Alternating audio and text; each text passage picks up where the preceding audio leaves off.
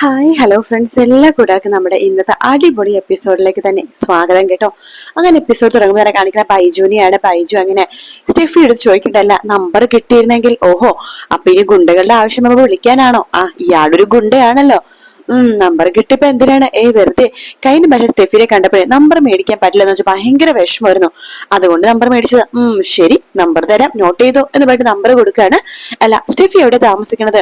അത് ഇവിടെ തൊട്ടടുത്ത് തന്നെയാ. ശരിക്കും ഞാൻ തമിഴ്നാടാണ്, എന്റെ അമ്മയും അച്ഛനൊക്കെ ചെന്നൈയിലാ. പിന്നെ ഇവിടെ വരുമ്പോ നമ്മ നിക്കണത് അവിടെ ഒരു ഭാഗത്തുനിന്ന് ഒരു സ്ഥലത്തിന്റെ പേര് പറയാണ്. ഓഹോ, അത് ഞങ്ങളുടെ അടുത്ത് തന്നെയാണ് ഞാൻ നിൽക്കണതേ. ഞാൻ വരയ്ക്കണതേ RS കൺസ്ട്രക്ഷനിലാ. അവിടുത്തെ എം ഡികൾക്ക് എനിക്ക് എന്നോട് ഭയങ്കര കാര്യ. അവിടുത്തെ MD യുടെ വീട്ടിലാ ഞാൻ നിൽക്കണത്. അവര് വീട്ടിലൊരു അംഗത്തെ പോലെ എന്നെ കാണുന്നത്. ഓ ആയിക്കോട്ടെ. അല്ല, സ്റ്റെഫി പോകുവാണോ? പോണം, ഒരുപാട് ജോലിയുണ്ട് എന്ന് പറയണം. ഞാനൊക്കെ വിളിച്ച ബുദ്ധിമുട്ടാവുന്നില്ലല്ലോ. ഒരു ബുദ്ധിമുട്ടല്ല ആവില്ല, അതിനെ വേണ്ടിട്ടല്ലേ നമ്പർ തന്നത് എന്ന് പറഞ്ഞിട്ട് സ്റ്റെഫി അവിടുന്ന് പോവാണ്. സ്റ്റെഫി പോയി കഴിയുമ്പോഴേക്കും ബൈജുക്ക് ഭയങ്കര സന്തോഷാവട്ടെ. അങ്ങനെ നമ്പർ കിട്ടി. അപ്പൊ ഓളേക്ക് എന്നോട് എന്തോ താല്പര്യമൊക്കെ ഉണ്ട് എന്ന് ബൈജു ഇങ്ങനെ മനസ്സിൽ വിചാരിക്കുന്ന സമയത്ത് അവിടേക്ക് സ്റ്റെഫി ഇങ്ങനെ ആലോചിക്കാട്ടോ, സെമി ഫൈനൽ കഴിഞ്ഞു, ഇനി അടുത്തത് ഫൈനൽ എന്നൊക്കെ പറഞ്ഞിട്ട് സ്റ്റെഫി അവിടുന്ന് പോവുകയാണ്. അതിനുശേഷം കാണിക്കുന്ന പ്രകാശിനെയാണ്. പ്രകാശിനെയാണെങ്കിൽ 2 പെൺമക്കളും കാർത്തികയും കല്യാണിയും വെച്ച് വിളമ്പി കൊടുക്കാൻ വേണ്ടി വന്നിരിക്കാട്ടോ. കല്യാണി പറയണ്ട, അച്ഛാ പാചകമൊക്കെ കഴിഞ്ഞു കേട്ടോ. അച്ഛന് എന്റെ കൈ കൊണ്ട് തന്നെ പാചകം ഉണ്ടാക്കി തരാൻ ഭയങ്കര ആഗ്രഹമായിരുന്നു എന്ന് പറയുമ്പോൾ പ്രകാശൻ പറയുന്നുണ്ട്. കാർത്തിക എടുത്ത് കേട്ടോ മോളെ, ഇവൾ ഉണ്ടാക്കുന്ന പാചകം എന്റെ അമ്മയും അതുപോലെ തന്നെ എന്റെ മോനെന്ന് പറഞ്ഞവരും അതുപോലെ തന്നെ എല്ലാവരും കഴിച്ചിട്ടുണ്ട്. ഞാൻ മാത്രം കഴിച്ചിട്ടില്ല. അതിനുള്ള ഭാഗ്യം എനിക്കിത് ഇപ്പോഴാ കിട്ടുന്നത്. ഇവളുടെ കൈപ്പുണ്യത്തെ കുറിച്ച് എല്ലാവരും ഒരുപാട് പറയാറുണ്ട്. ഇപ്പോഴത് ശരിക്കും ആസ്വദിച്ച് കഴിക്കാൻ പറ്റാം പോണത്. ഒരു കാര്യം ചെയ്യും, മക്കളും ഒരിക്കലും ഒരുമിച്ച് കഴിക്കാൻ വേണ്ട. അച്ഛൻ ആദ്യം അച്ഛൻ കഴിക്കണത് കണ്ടുകൊണ്ടിരിക്കണതാ ഞങ്ങളുടെ സന്തോഷം. അതിനുശേഷം ഞാനും ചേച്ചിയും ഒരുമിച്ചിരുന്നോളാം എന്ന് പറയാണ്. കാർത്തിക പറയണ്ട, അച്ഛാ ഒരു കാര്യം അറിയാവോ, കല്യാണി പാചകം ചെയ്യുന്ന സമയത്ത് ഞാനും അടുക്കളയിൽ പോയിരുന്നു, എങ്ങനെയാണെന്ന് പാചകമൊക്കെ ഒന്ന് അറിഞ്ഞിരിക്കാനായിട്ട് എന്ന് പറയുമ്പോ പ്രകാശം പറഞ്ഞിട്ട് അതൊക്കെ അറിഞ്ഞിരിക്കണം മോളെ, മോളും പാചകമൊക്കെ അറിഞ്ഞിരിക്കണം. കല്യാണം കഴിഞ്ഞ് പോകുമ്പോ ഭർത്താവിന് വെച്ച് വിളമ്പി കൊടുക്കണ്ടേ എന്ന് പറയുമ്പോഴേക്കും കാർത്തിക ഒന്നും മിണ്ടുന്നില്ല. കല്യാണി പറയണ്ട, എന്ത് പറയുന്ന വെച്ചാ, കല്യാണത്തിന് വേണ്ടി ഞാനും കിരണേട്ടനൊക്കെ ഒരുപാട് നിർബന്ധിക്കണ്ടേ, പക്ഷെ ചേച്ചി പിടിച്ചു നട്ടില്ല കേട്ടോ എന്ന് പറയുമ്പോ പ്രകാശം പറയണ്ട, മോളെ എനിക്ക് മോളോട് അതിനെ കുറിച്ചൊക്കെ സംസാരിക്കണമെന്നുണ്ട്, പക്ഷെ അതിനുള്ള യോഗ്യത എനിക്കില്ലല്ലോ മോളെ, അതാണ് ഞാൻ സംസാരിക്കുന്നത്. പക്ഷെ മോളിനി സമയം വൈകിപ്പിക്കരുത്. കല്യാണിനെയും കാദംബിനേക്കാളൊക്കെ മുകളിൽ, അതാണ് പ്രായത്തിൽ മുകളിലാ മോള്. അപ്പൊ അതുകൊണ്ട് കല്യാണ പ്രായമൊക്കെ ഏറെക്കുറെ കഴിയാനായി. ഇനിയെങ്കിലും ഒരു കല്യാണമൊക്കെ കഴിക്കണം അച്ഛാ. നമുക്ക് ചേച്ചിക്ക് പറ്റിയ നല്ലൊരു ആലോചന നമുക്ക് നോക്കി കൊടുക്കണോ അച്ഛാ എന്ന് പറയുമ്പോ കാർത്തിക പറയണ്ട്, അതെ ഇവ ഭക്ഷണം കഴിക്കാനല്ലേ വന്നത്, ഭക്ഷണം കഴിച്ചാൽ മതി, കണ്ടാച്ചാ ചേച്ചി പ്ലേറ്റ് മാറ്റുക എന്ന് പറയുമ്പോഴേക്കും പ്രകാശം പറയണ്ട്, എന്റെ മക്കളുടെ കല്യാണം, കാദംബിയുടെ കല്യാണം വളരെ കുഴപ്പമില്ലാത്ത തരത്തിൽ കല്യാണം നടത്തി കൊടുത്തു. പക്ഷെ കല്യാണിന്റെ കല്യാണം ഞാൻ വളരെ അലമ്പാക്കായിരുന്നു. 55 വയസ്സുള്ള നമ്മുടെ കൂട്ടുകാരനെയാ ഞാൻ കല്യാണിക്ക് വേണ്ടി ഉറപ്പിച്ചിരുന്നത്. അച്ഛാ അതൊക്കെ വിടച്ച, രാജപ്പന്റെ കാര്യം ഇനി പറയണ്ട എന്ന് പറയാണ്. അതിനുശേഷം ഭക്ഷണം കഴിക്കാണ് പ്രകാശൻ ഭക്ഷണം കഴിക്കുമ്പോൾ അത് നോക്കിക്കൊണ്ടിരിക്കണ കിരണും കല്യാണിയും കാർത്തികയും കല്യാണിന്റെ ഫോണിലേക്ക് മൊബൈലിലേക്ക് കോള് വരുന്നുണ്ട് കേട്ടോ. പ്രകാശൻ ചോദിക്കേണ്ട, ആരാ മോളെ? കിരണേട്ടൻ അച്ഛാ എന്ന് വേണ്ടി ഫോൺ എടുക്കണം. ഹലോ കിരണേട്ടാ, നീ എവിടെയാ? ഞാൻ അച്ഛന്റെ കൂടെയാ. അച്ഛനെ ഭക്ഷണം ഉണ്ടാക്കി കൊടുക്കുകയൊക്കെ ആയിരുന്നു. ഭക്ഷണം കൊടുത്ത അവസാനം ആ കൈക്ക് തന്നെ നിരാശ, കടിക്കാതെ ചെയ്താൽ മതി കിരണേട്ട. അങ്ങനൊന്നും പറയട്ടോ, അമ്മ പറയണ പോലെ കിരണേട്ടന് പറയല്ലേ. ശരി, നീ ഭക്ഷണമൊക്കെ കൊടുത്തിട്ട് പെട്ടെന്ന് വീട്ടിലേക്ക് വരാൻ നോക്ക് എന്ന് വേണ്ട. കിരൺ ഫോൺ വെക്കാണ്. എന്താ മോളെ കിരൺ വിളിച്ചത്? മോളെ കാണാതിരിക്കാൻ പറ്റുന്നില്ലല്ലേ? അത് വേറൊന്നുമല്ല അച്ഛാ, ഒരുമിച്ചുള്ളപ്പോഴേക്കും ഞങ്ങൾ ഒരുമിച്ചാ ഫുഡ് കഴിക്കണത്.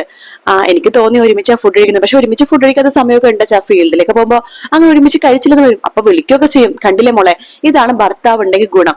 കണ്ടുപിടിക്കും മോൾക്കും ഇതുപോലത്തെ നല്ലൊരു പയ്യനെ കണ്ടുപിടിക്കണം എന്ന് പ്രകാശൻ നമ്മുടെ കാർത്തിക അടുത്ത് ഇങ്ങനെ പറയുന്നുണ്ട് കേട്ടോ. പിന്നീട് കാണിക്കണ കിരൺ ഇങ്ങനെ ഫോം വെച്ചുമ്പോ ദീപ അടുത്തേക്ക് വരുന്നുണ്ട്. അതേ മോനെ, കല്യാണി മോള് പ്രകാശിന്റെ അടുത്തേക്ക് പോണത് മോനധികം പ്രോത്സാഹിപ്പിക്കണ്ട കേട്ടോ. അയാളുടെ കൂടെ ജീവിച്ചതാ ഞാനും അതുപോലെ തന്നെ ലക്ഷ്മി അമ്മയൊക്കെ. ഞങ്ങൾക്കറിയാതെ പോലെ അയാളുടെ സ്വഭാവം വേറെ ആർക്കും അറിയില്ല. അതുകൊണ്ട് കല്യാണി മോളെ ഒരുപാട് അങ്ങോട്ട് വിടണ്ടെന്നേ ഞാൻ മോളോട് പറയുള്ളൂ. അയാൾ എന്താ മനസ്സിൽ വെച്ചുകൊണ്ടിരിക്കണമെന്ന് നമുക്ക് ആർക്കും അറിയില്ലല്ലോ എന്നൊക്കെ പറഞ്ഞിട്ട് ദീപ അവിടുന്ന് പോവാണ്. അത് കേൾക്കുമ്പോഴേക്കും കിരണിനും ചെറിയ സംശയങ്ങളൊക്കെ ഇങ്ങനെ തോന്നുന്നുണ്ട് കേട്ടോ. പിന്നീട് കാണിക്കണത് നമ്മുടെ ബൈജുവിനെയാണ്. ബൈജു അങ്ങനെ കമ്പനി നിൽക്കുന്ന സമയത്ത് സ്റ്റെഫിനെ ഒന്ന് വിളിക്കാം എന്ന് പറഞ്ഞിട്ട് ഫോൺ വിളിക്കാണ്. സ്റ്റെഫി ആ സമയത്ത് ഫോൺ എടുക്കുന്ന സമയത്ത് അവൻ എന്നെ വിളിക്കുന്നുണ്ട്, അവൻ എന്റെ സൗണ്ട് കേൾക്കാതെ ഇരിക്കാൻ പറ്റുന്നില്ലെന്ന് തോന്നുന്നു എന്നൊക്കെ പറഞ്ഞിട്ട് ഫോൺ എടുക്കാം കേട്ടോ. ഹലോ, സ്റ്റെഫി തിരക്കിലാണോ? ആ തിരക്കിലാണ്. പക്ഷെ ബൈജുകുമാർ പറഞ്ഞു. അയ്യോ എന്നെ ബൈജുകുമാർ എന്ന് വിളിക്കണ്ട, ബൈജു എന്ന് വിളിച്ചാൽ മതി. ശരി എങ്കിൽ ബൈജു പറ, എന്താ വിളിച്ചത്? എന്റെ സൗണ്ട് കേൾക്കാതിരിക്കാൻ പറ്റുന്നില്ലേ? സത്യം പറയാലോ പറ്റുന്നില്ല. മീനാക്ഷി എന്ത് ചെയ്യുക എന്ന് ചോദിക്കുമ്പോ ഞാൻ പറഞ്ഞില്ല, കുറെയൊക്കെ തിരക്കിലായിരുന്നു, എനിക്ക് ഒട്ടും ഫ്രീ ടൈം കിട്ടാറില്ല ബൈജു. അവിടെയും ഇവിടെ ആയിട്ട് ഓടി നടപ്പ് ബിസിനസ്സും കാര്യങ്ങളൊക്കെ ചെയ്യുമല്ലേ എന്നൊക്കെ പറഞ്ഞുകൊണ്ടിരിക്കെ ബൈജുവിന്റെ ഇടയ്ക്കത്തേക്ക് രതീഷ് വരുവാട്ടോ. ബൈജു അപ്പൊ തന്നെ ഫോൺ കട്ട് ചെയ്യാണ്. ആരാടാ ബൈജു ഫോണില്? വല്ല പെണ്ണുങ്ങളാണോ? അല്ലല്ല എന്റെ ഒരു ഫ്രണ്ടാ. ആണാ? ഓ അല്ല, നീ അടുക്കിപ്പിടി സംസാരിക്കുന്നത് കേട്ട പുനാച്ചു പെണ്ണാണെന്ന്. അല്ല നിനക്ക് വേണ്ടിട്ടെ ഒരു പെണ്ണിനെ അന്വേഷിക്കുക, കിരണും കല്യാണിയും. നിനക്ക് അങ്ങനത്തെ വല്ല പെണ്ണുങ്ങളും സെറ്റ് ആയെങ്കിൽ നീ അവരോട് കാര്യം പറയടാ. അവര് പെണ്ണിനെ അന്വേഷിച്ച് നടക്കണ്ടല്ലോ. അല്ല നീ കോഴിക്കോട് പോയപ്പോ വല്ല പെണ്ണുങ്ങളെ സെറ്റ് ചെയ്തോ? ദേ രതീഷ് അനാവശ്യം പറഞ്ഞു കേട്ടോ. അല്ലടാ പറയാൻ പറ്റില്ല, ചിലപ്പോ നീ സെറ്റ് ചെയ്തിട്ടുണ്ടെങ്കിൽ നീ പറയട കാര്യം, ഞങ്ങൾ എത്രയും പെട്ടെന്ന് വിവാഹം നടത്തി തരാം. അതെ വിവാഹം നടത്തേണ്ട സമയമാകുമ്പോഴേ ഞങ്ങൾ വന്ന് പറഞ്ഞോളാം കേട്ടോ എന്നൊക്കെ പറയാണ്. ഓഹോ അപ്പൊ നീ പെണ്ണെ തന്നെയാ വിളിച്ചല്ലേ, നിങ്ങൾ നിങ്ങളുടെ കാര്യം നോക്കുന്നു വേണ്ട. ബൈജു അവിടുന്ന് പോവാണ്. രതീഷ് ഇങ്ങനെ ചിരിക്കാട്ടോ. പിന്നീട് കാണിക്കുന്നത് നമ്മുടെ പ്രകാശിനെയാണ്. പ്രകാശൻ സന്തോഷത്തോടെ വീട്ടിലിരിക്കുന്ന സമയത്ത് അവിടേക്ക് ബാലണ്ണം വരുന്നുണ്ട്. ആഹാ ഭയങ്കര സന്തോഷത്തോടെ പ്രകാശ. അതേ ബാലണ്ണ, നിങ്ങൾ പുറത്തു പോയപ്പോ എന്റെ 2 പെമ്മക്കളിവിടെ വന്നിരുന്നു, കാർത്തികയും കല്യാണിയും. എനിക്കുള്ള ഭക്ഷണമൊക്കെ ഉണ്ടാക്കി തന്നിട്ടാ അവര് പോയത്. നിന്റെ ഭാഗ്യോടെ പ്രകാശ, നിന്റെ പെമ്മക്കള് നീ കഴിഞ്ഞ ജന്മത്തിൽ എന്തോ വലിയ പുണ്യം ചെയ്തിട്ടുണ്ട്. അതാ നിനക്ക് ഈ ജന്മത്തിൽ ഇങ്ങനത്തെ ഭാര്യനെ മക്കളെയൊക്കെ കിട്ടിയത്. പക്ഷെ അടുത്ത ജന്മത്തിൽ നീ നരകിക്കോടാ. നിനക്ക് പിടിച്ചിടിക്കുന്ന ഭാര്യമാരെ പറഞ്ഞാ കേൾക്കാത്ത പെമ്മക്കളേക്കും കിട്ടാൻ പോണത് എന്ന് പറയാട്ടോ.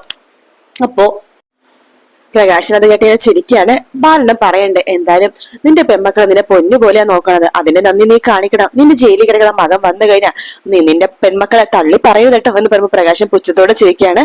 ഇയാൾക്കൊക്കെ ഇപ്പോഴും എന്നെ മനസ്സിലായിട്ടില്ലേ, ഇയാളൊക്കെ എന്നെ വിശ്വസിക്കുന്നില്ലേ എന്നൊക്കെ രീതിയിൽ പ്രകാശനെ പുച്ഛത്തോടെ ചിരിക്കാട്ടോ. പിന്നീട് കാണിക്കുന്ന നമ്മുടെ വിക്രത്തിനെയാണ്. വിക്രം പണിയൊക്കെ എടുത്ത് തളർന്ന് ഇങ്ങനെ ജയിലിൽ കിടക്കുമ്പോ അവിടേക്ക് ഗംഗപ്രസാദ് വരുന്നുണ്ട്. എന്താടാ വിക്രമേ നിനക്ക് മതിയായോ? പിന്നെ മതിയാവാതെ ചേട്ടനോട് പേടിയുള്ളോണ്ട് വാർഡന്മാരൊന്നും ചേട്ടനോട് പണിയെടുക്കാൻ പറയില്ല. ഓ എനിക്ക് മടുത്തു. നാട്ടിലുള്ള സമയത്ത് ഞാൻ കൂലിപ്പണി ചെയ്യാറില്ല, അത് നാണക്കേടാന്ന് പറഞ്ഞിട്ട്. പക്ഷെ ഇപ്പൊ തോന്നണം ഇത് നാട്ടിൽ നിന്ന് ചെയ്തിട്ടുണ്ടെങ്കിൽ എനിക്ക് നല്ല പൈസ ഉണ്ടാക്കായിരുന്നു, അതുകൊണ്ട് ജീവിക്കായിരുന്നു. എടാ നീ അങ്ങനെ വിചാരിക്കല്ലേ, താഴ്ന്ന ലെവലിലേക്ക് വിചാരിക്കലേടാ. നമുക്ക് ഇവിടുന്ന് പുറത്തു കടന്നു കഴിഞ്ഞാലേ എല്ലാം സെറ്റ് ആവും. സ്റ്റെഫി കാര്യങ്ങളൊക്കെ ചെയ്യുന്നുണ്ട്, ഒന്നുകൊണ്ട് പേടിക്കണ്ട, എത്രയും പെട്ടെന്ന് നമുക്ക് ഇവിടുന്ന് പുറത്തു കിടക്കാൻ പറ്റൂടാ എന്നൊക്കെ പറയാട്ടോ നമ്മുടെ ഗംഗപ്രസാദ്. അതിനുശേഷം കാണിക്കുന്നത് വീണ്ടും ബൈജുവിനെയാണ്. ബൈജു രാത്രി ആകുമ്പോഴേക്കും ഇങ്ങനെ ആലോചിക്കുകയാണ്, എന്നാലും സ്റ്റെഫി ഇപ്പൊ എന്തായാലും ചെയ്യുന്നുണ്ടാവാ, ഒന്ന് വിളിച്ചു നോക്കിയാലോ എന്ന് പറഞ്ഞിട്ട് രാത്രി തന്നെ നമ്മുടെ സ്റ്റെഫിയുടെ ഫോണിലേക്ക് വിളിക്കുകയാണ് ബൈജു. രാത്രി സ്റ്റെഫി അപ്പൊ അവനെ കാണാതെ സംസാരിക്കാതെ ഫോൺ എടുക്കുന്നുണ്ട്. ഹലോ ബൈജു. ആ സ്റ്റെഫി ഉറങ്ങിയായിരുന്നു. എന്താ ബൈജു വിളിച്ചത്? ഒന്നുമില്ല, വെറുതെ വിളിച്ചതാ. അല്ല സ്റ്റെഫി കിടക്കാൻ പോവായിരുന്നു. ഞാൻ ചോദിച്ചോ? മീനാക്ഷി നണ്ട വിളിക്കണത്. മീനാക്ഷി എടുത്ത് ചോദിച്ചോ? അല്ല മീനു എന്താ ഇതുവരെ കല്യാണം കഴിക്കാത്തത്? അതിന് നല്ലൊരാളെ കിട്ടിയില്ല, പറ്റൊരാളെ കിട്ടിയെന്ന് തോന്നിയില്ല, അതുകൊണ്ടാ. ഇനിയിപ്പോ കല്യാണം കഴിക്കൊക്കെ ഉണ്ടോ? ഇപ്പോഴാണ് ഏകദേശം പറ്റിയതുപോലെ തോന്നുന്നുണ്ട് എന്ന് പറയാണ്. അല്ല ബൈജു എന്താ വിവാഹം കഴിക്കാത്തത്? എന്റെ കാര്യം അങ്ങനെ തന്നെയാണ്, പറ്റിയൊരാളെ കിട്ടിയില്ല അതുകൊണ്ടാ എന്ന് നമ്മുടെ ബൈജുവും പറയാട്ടോ. അപ്പൊ രണ്ടുപേരും സംസാരിച്ചുകൊണ്ടിരിക്കുന്ന ഭാഗത്തോടെയാണ് ഇന്നത്തെ എപ്പിസോഡ് തീരുന്നത്. വീഡിയോ ഇഷ്ടപ്പെട്ടാൽ ലൈക്ക് ചെയ്യുക, സബ്സ്ക്രൈബ് ചെയ്യുക, കമന്റ് ചെയ്യുക. മറ്റൊരു വീഡിയോ കാണാം. Take care, bye bye.